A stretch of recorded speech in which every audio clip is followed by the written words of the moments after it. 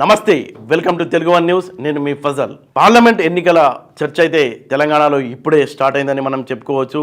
అయితే కీలకమైన నేతలు, బీజేపీలో కీలకంగా నిర్వహిస్తున్న నేతలు ఈటెల రాజేందర్ అలాగే కొండా విశ్వేశ్వరరెడ్డి పార్టీ మారుతున్నారా? అదే తెలంగాణలో హాట్ టాపిక్గా మారిపోయింది. అంటే ఈ ఇద్దరు నేతలు బీజేపీకి గుడ్ బై చెప్పేసి కాంగ్రెస్ బాట పడుతున్నారట.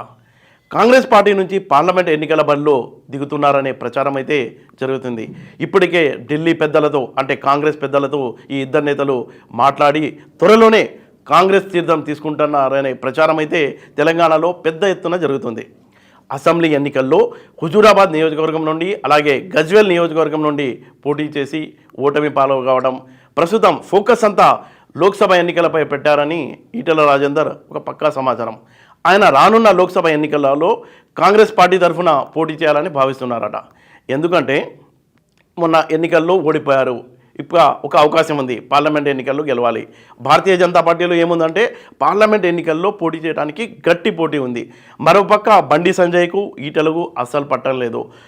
అందుకే ఎలాగైనా బండి సంజయ్తో తుమి తేల్చుకోవాలని ఈటెల నిర్ణయం చేసుకున్నట్టు మనకు అర్థమవుతుంది. ఆయన కాంగ్రెస్ పార్టీ కనుక కరీంనగర్ నుంచి ఎంపీ సీట్ కనుక కేటాయిస్తే బండి సంజయ్ని ఓడిస్తానని చెప్తున్నట్టు కూడా మనకు ప్రచారం అయితే బయట జరుగుతుంది. ఆ నేపథ్యంలో కాంగ్రెస్ పార్టీ కూడా అంటే ఎలాగైనా కాంగ్రెస్ పార్టీ అసెంబ్లీ ఎన్నికల్లో గెలిచి బాగా జోష్గా ఉంది కాబట్టి 10కి పైగా అంటే తెలంగాణలో 17 పార్లమెంట్ స్థానాలు ఉన్నాయి. ఒకటి ఎంఐఎంకు పోతే 16 స్థానాలు ఉంటాయి. ఈ 16 స్థానాల్లో కనీసం 10కి పైగా పార్లమెంట్ గెలుచుకోవాలని కాంగ్రెస్ పార్టీ చాలా ప్రతిష్టాత్మకంగా తీసుకుంది. ఈ నేపథ్యంలో చాలా బలమైన వ్యక్తుల్ని ఎలాగైనా ఈ ఎన్నికల్లో గెలవాలని పక్కా ప్లాన్ చేసుకున్నట్టు మనకు అర్థమవుతుంది.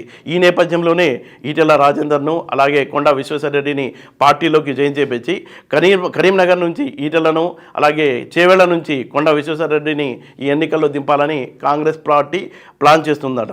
అయితే దీనికి సంబంధించి ఈటెలతో మాట్లాడితే లేదు కాంగ్రెస్ పార్టీ తనపై తప్పుడు ప్రచారం చేస్తుంది, నేను మల్కాజ్గిరి నుంచి ఆయన పోటీ చేస్తున్నట్టు, బీజేపీ తరఫున మల్కాజ్గిరి నుంచి పోటీ చేస్తున్నట్టు ఆయన చెప్పారు. అయితే కొండా విశ్వేశ్వరరెడ్డి అయితే దీనిపై ఇంకా స్పష్టత ఇవ్వలేదు.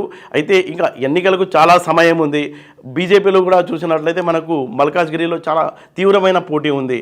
ఈటెల అనుకున్నట్టు ఒకవేళ మల్కాజ్గిరి ఆయనకు హామీ లభించకపోతే కాంగ్రెస్ నుంచే అంటే ఆయనకు ఎలాగో కరీంనగర్లో బాగా పట్టుంది కాబట్టి కరీంనగర్ నుంచి పోటీ చేస్తారనే ప్రచారం అయితే తెలంగాణలో కొనసాగుతుంది.